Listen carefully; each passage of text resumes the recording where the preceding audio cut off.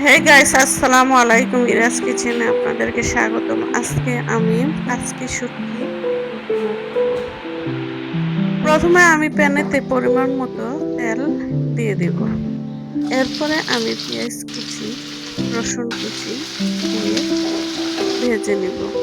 এরপরে আমি কাচকি শুটকিগুলো ধুয়ে রাখা এগুলো দিয়ে দেব।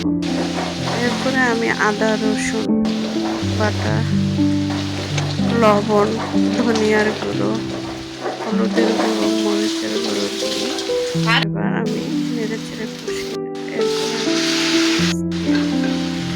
এরপরে নেড়েচেড়ে আমি পরিমাণ মতো পানি দিয়ে রান্না করে নেব। এই তো আমার আজকে শুটকি রান্না করা কমপ্লিট হয়ে গেছে। গাইস, আমার রান্নাটা কেমন হয়েছে কমেন্টে জানাবেন।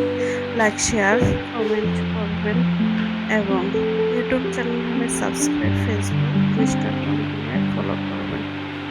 ততক্ষণ পর্যন্ত আপনারা ভালো থাকুন, সুস্থ থাকুন।